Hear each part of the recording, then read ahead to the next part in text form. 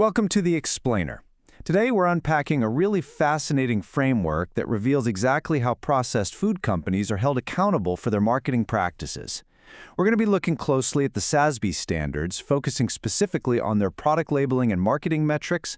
So if you've ever wondered how these corporate giants actually track the impact of their advertising, especially when it comes to kids, or how they account for the financial fallout of deceptive marketing, well, you are definitely in the right place.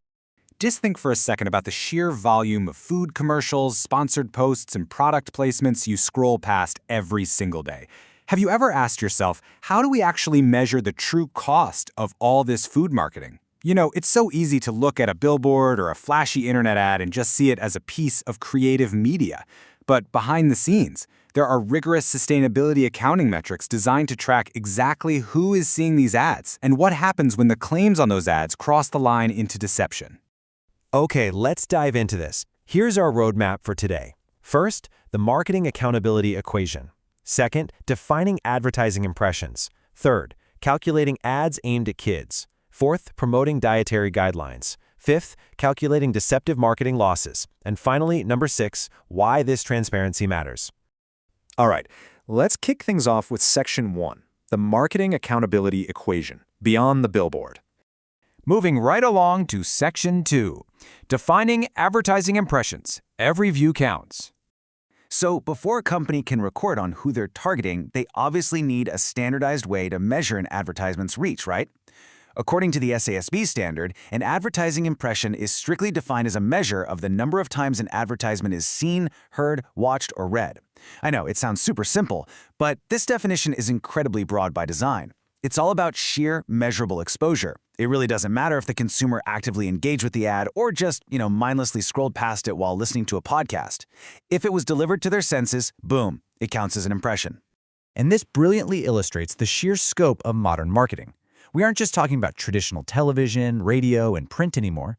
The standard explicitly requires companies to track impressions across the internet, both on their own websites and on third-party sites. But get this, look at these other categories: mobile apps, computer games, and advergames.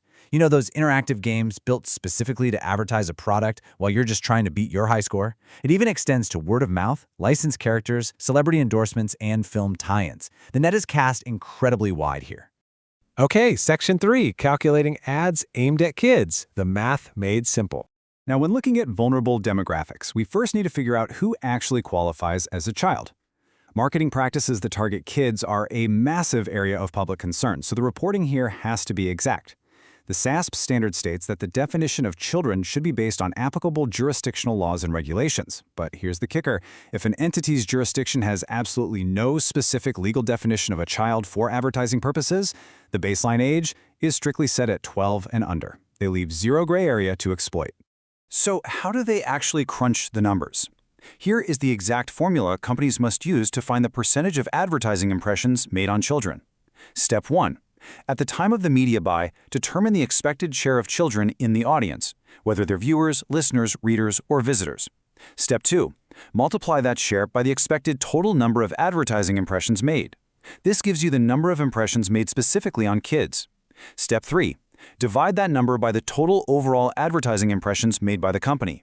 And the crucial takeaway here, if kids are in the audience, even if the ad wasn't meant for them, they still count. Section 4, promoting dietary guidelines, the healthy exception.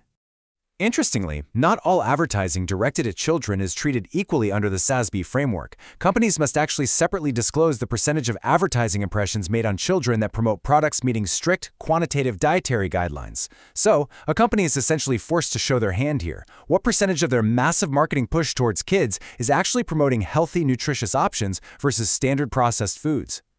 Moving on to Section 5, calculating deceptive marketing losses, the cost of deception.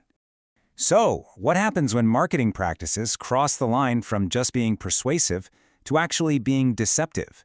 Well, when an entity gets into legal trouble, say for false health claims or misbranded labeling, they have to report the total amount of monetary losses. Now, the absolutely crucial point is this specific rule in the standard. Companies must exclude legal and other fees and expenses incurred by the entity in its defense. Why do they do that? Because it prevents a company from watering down their penalty numbers by lumping in the millions they paid their own fancy lawyers to defend them. It's pure, unadulterated financial consequence. So what exactly is included in these monetary losses? Well, as we can see here, for civil actions, we're looking at monetary liabilities to opposing parties, things like civil judgments or settlements. For regulatory proceedings initiated by governments or agencies, it includes fines, penalties, and disgorgement, which, by the way, just means giving up profits obtained by illegal or unethical acts. And if things go incredibly wrong for them, criminal actions require the reporting of criminal penalties and restitution.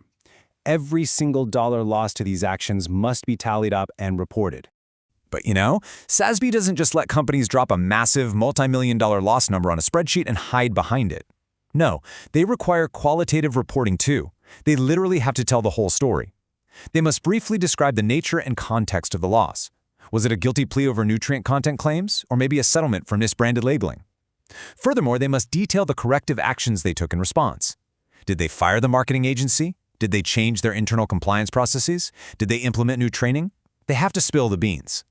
And that brings us to Section 6, why this transparency matters, the bottom line. Let's bring this all together. These two metrics we've been talking about, tracking ad impressions on kids and detailing the financial losses of deceptive marketing, they really bridge the gap between abstract corporate data and real-world impact. In a highly competitive industry where brand reputation is literally everything, these metrics force processed food companies to be entirely transparent.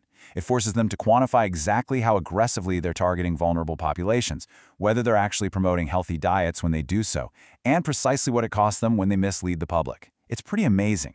It actually turns marketing ethics into measurable, standardized data. Well, we've definitely covered a lot of ground today, from the math behind a simple advertising impression to the heavy legal costs of misbranded labels. So I want to leave you with this thought. How will understanding these metrics and knowing that companies are actively tracking this very data change your perspective the next time a flashy food commercial pops up on your phone or television? Thank you so much for joining me for this explainer, and remember, keep asking the right questions.